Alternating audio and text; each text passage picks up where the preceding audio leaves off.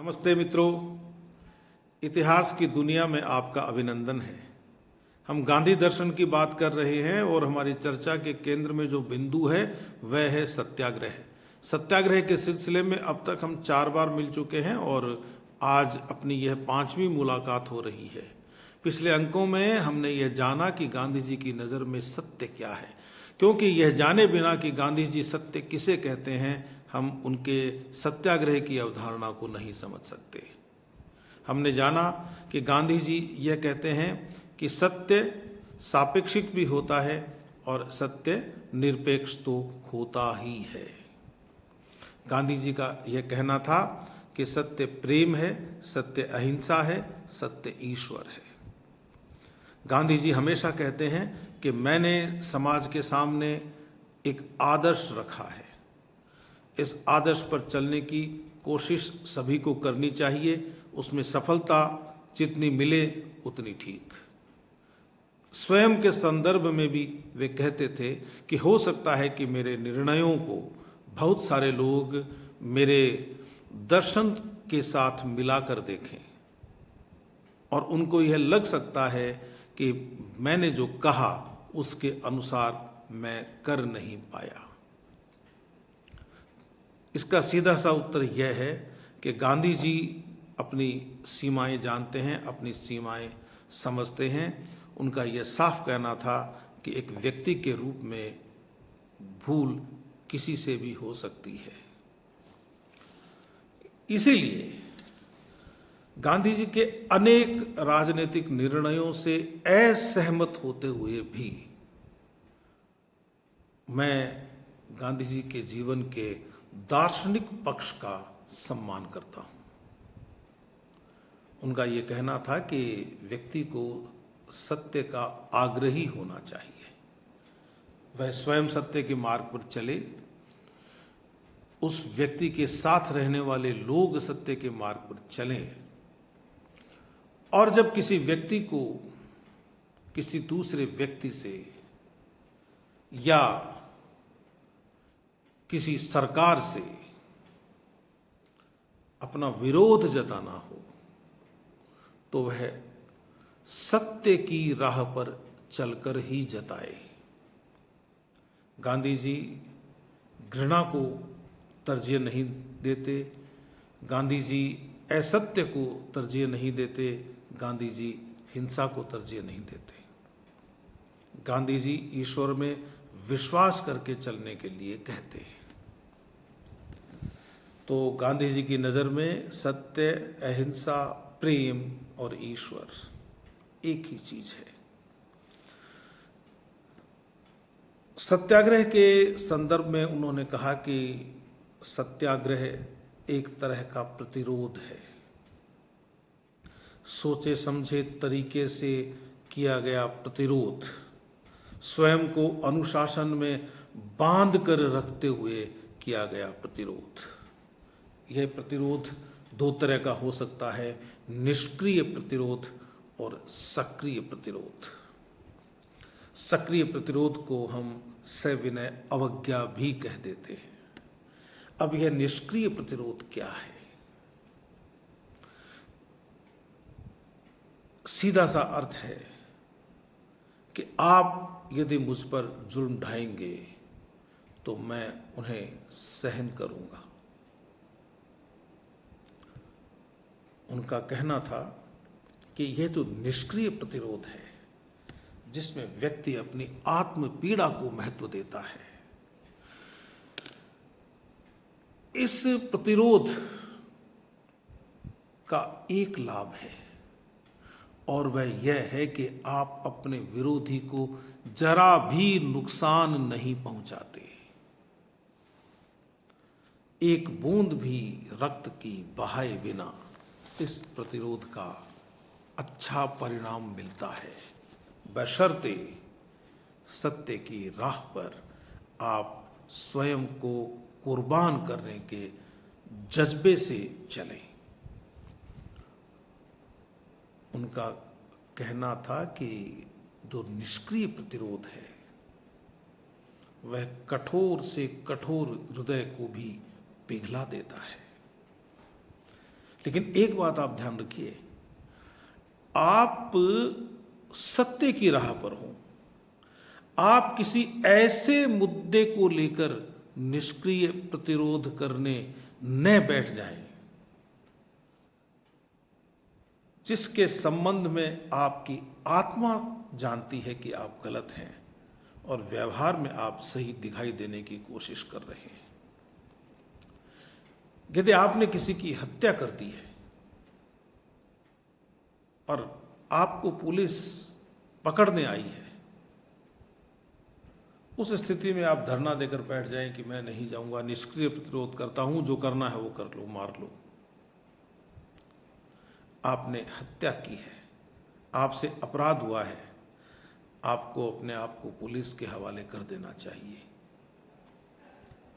वहां निष्क्रिय प्रतिरोध काम नहीं करेगा, वहां आपको आत्ममंथन करना होगा, वहां आपको प्रायश्चित करना होगा और व्यवस्था के अनुसार आपको जो दंड मिले उसे भोगना होगा। तो उनका ये कहना था, वे नाम लेते हैं कुछ लोगों के कि जैसे महात्मा ईसा है, डेनियल, क्रेमर, लेटिमर, रिडली। उन्होंने कहा कि इन लोगों ने चुपचाप पीड़ा और मृत्यु का वरण किया। उन्होंने कहा कि इसी तरह का साहस टॉल्स्टॉय में था, जिसने जारों के सामने निष्क्रिय प्रतिरोध किया। उन्होंने कहा कि यदि आपका उद्देश्य सही है तो इसमें जो हानि है वह प्रतिरोधकर्ता को ही पहुंचती है। आप प्रतिरोधकर्ता हैं, आप प्रतिरोध करने वाले हैं, आपको कष्ट भोगना होगा और इसी से विरोधी का दिल पिघलेगा। उन्होंने कहा कि ये जो शरीर है, इसका आत्मा की तुलना में कोई महत्व नहीं है। शरीर से इतना मोह न रखिए, अपनी आत्मा के कहे पर चलिए। उनका कहना था कि भारत में तो बहुत पहले से निष्क्रिय प्रतिरोध की पद्धति है और लोगों ने इस पद्धति के अनुसार समाज में सुधार किए हैं। वे कहते हैं कि महात्मा बुद्ध ने भय रहित होकर विरोधी पक्षों के बीच जा जाकर संग्राम किया और उनके सामने पुरोहितवाद ने घुटने टेक दिए। उन्होंने कहा कि ईसा ने भी यही किया। बुद्ध और ईसा ने कभी अपने शत्रुओं पर अंगुली नहीं उठाई और वे स्वयं को समर्पित करने के लिए हमेशा तैयार रहे। उन्होंने कहा कि यदि मैं कहीं अहिंसक प्रतिरोध छेड़ता हूं, यंग इंडिया में कहा उन्होंने 12 मई 1920 को, कि यदि मैं कहीं निष्क्रिय प्रतिरोध छेड़ता हूं तो मैं कहीं न कहीं उन महापुरुषों का अनुसरण करने की कोशिश करता हूं जिन्होंने अपने जीवन में अहिंसक प्रतिरोध किया। जो सक्रिय प्रतिरोध है, जो सविनय अवज्ञा है, उसमें इतना ही है कि हम यह नहीं करेंगे, जैसे हम कर नहीं देंगे, या हम यह करेंगे, हम तो नमक बनाएंगे, हम तो नमक बनाने के लिए जाएंगे। आपको लाठियां चलानी है, आप हम पर लाठियां चलाइए, आपको गोलियां चलानी है, आप हम पर गोलियां चलाइए। हम प्रतिरोध नहीं करेंगे, लेकिन अवज्ञा करेंगे आपके नियम की, आपके कानून की। तो यह एक तरह का वैधानिक आंदोलन है सविनय अवज्ञा।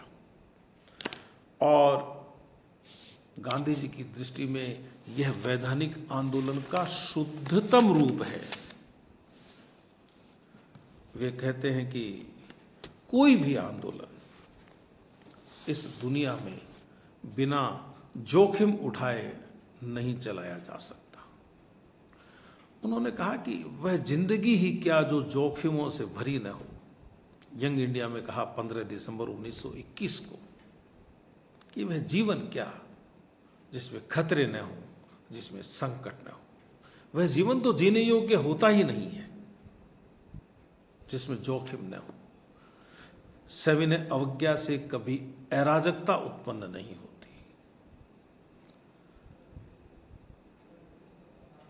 यह जो अराजकता है वह तो आपराधिक अवज्ञा से उत्पन्न होती है। आप गोली चलाओगे, हम भी गोली चलाएंगे, तो वह आपराधिक अवज्ञा हो गई और इसमें अराजकता उत्पन्न होगी। क्यों कि जब भी आपराधिक अवज्ञा होगी, वह किसी भी शासन के खिलाफ होगी, तो वह उसको कुचलेगा जरूर, क्योंकि नहीं कुचलेगा तो वह खुद नष्ट हो जाएगा। तो जो सत्याग्रही होता है वह अपने विवेक से, अपनी इच्छा से सामाजिक नियमों का पालन करता है और इस काम को पवित्र मानता है। वह यह निर्णय करने में सक्षम होता है, यदि वह अपनी आत्मा से शासित हो रहा है, तो कि इस समाज के कौन से नियम अच्छे हैं और कौन से नियम बुरे हैं। सुनिश्चित परिस्थितियों में किन्हीं नियमों की सविनय अवज्ञा करने का अधिकार हर व्यक्ति को है। सुनिश्चित परिस्थिति में यह ध्यान रखने की जरूरत है। सुनिश्चित परिस्थिति का मतलब है कि हम हिंसा नहीं करेंगे, हम विरोधी से प्रेम भाव रखेंगे, हम झूठ नहीं बोलेंगे।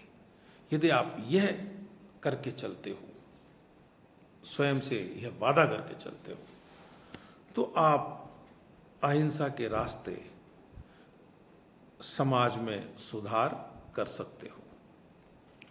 उनका यह कहना था कि यदि कोई व्यक्ति सविनय प्रतिरोध करता है, सविनय अवज्ञा करता है और उसके साथ लोग हैं, तो उसे इस बात की जमानत देनी होगी कि हिंसा नहीं होगी।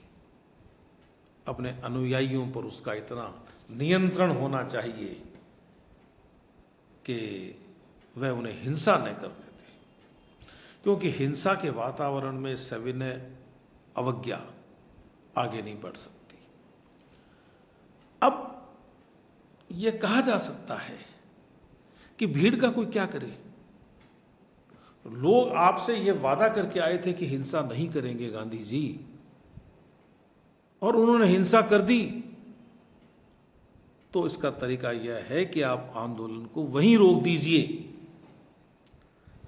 जैसा गांधी जी ने किया था, और दूसरे रास्ते अपनाइए। व्यक्तिगत सत्याग्रह कीजिए, भीड़ के बिना सत्याग्रह कीजिए। उन्होंने कहा कि भाई, आपके जो भीतर प्रेरणा है, आप अपनी अंतः प्रेरणा से ही तो सत्य के लिए आग्रह कर रहे हैं दूसरों से। तो जो व्यक्ति अपनी प्रेरणा से चलता है, सच्ची प्रेरणा से चलता है, उसके लिए तो रास्ता ही एक सत्याग्रह का बचता है, क्योंकि मनुष्य का मूल स्वभाव हिंसा है ही नहीं, वह तो पशु का स्वभाव है। उन्होंने कहा कि ऐसा हो सकता है जब सत्याग्रही अपने आप को लाचार अनुभव करे, उसके सामने कोई रास्ता न हो कि अब मैं क्या करूं।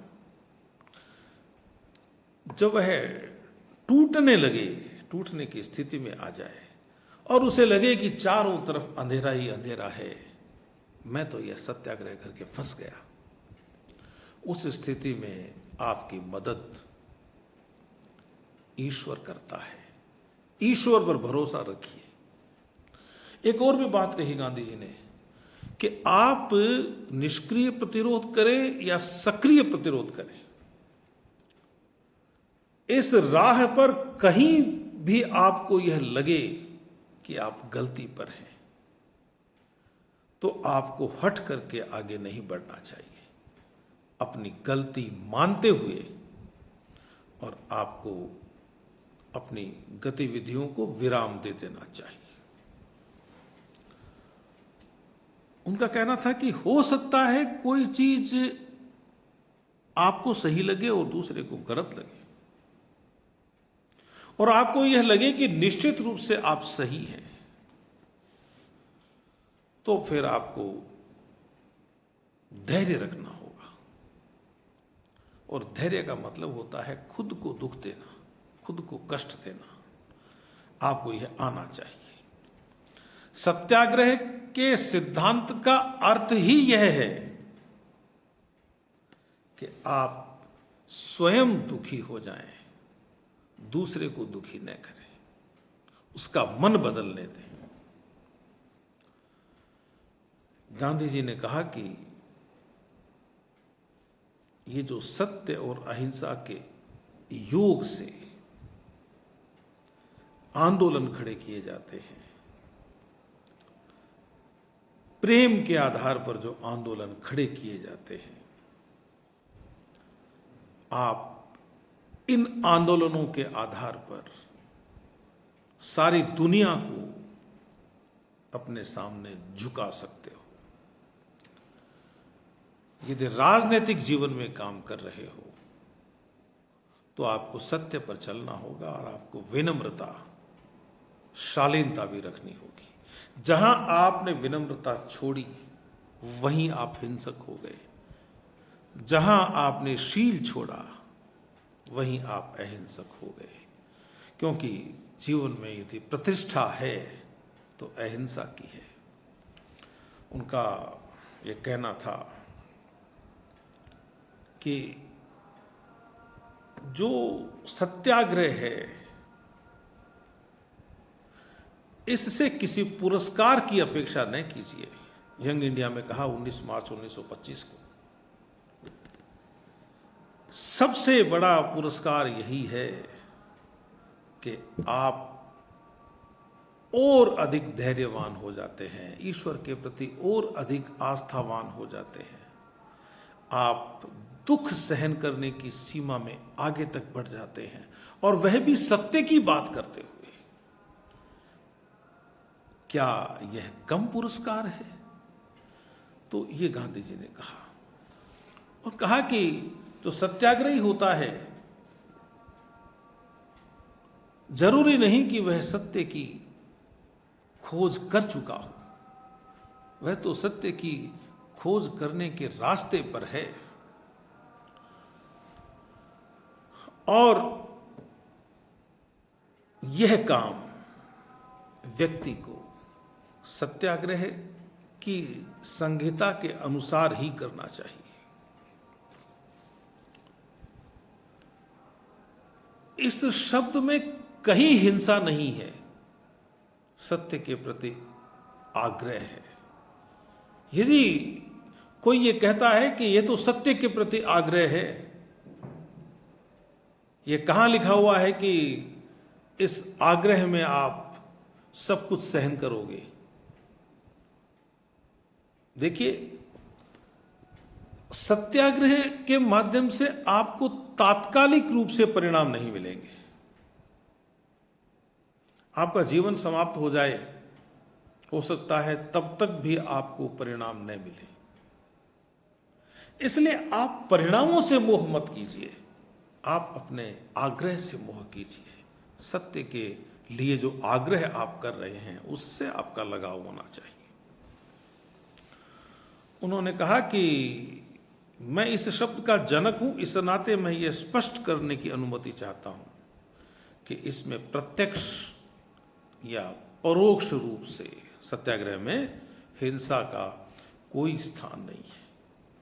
विरोधी को हानि पहुंचाने की दृष्टि से यदि आप सत्याग्रह कर रहे हैं तो फिर आप सत्याग्रह नहीं कर रहे, आप खाली सत्याग्रह की बात कर रहे हैं।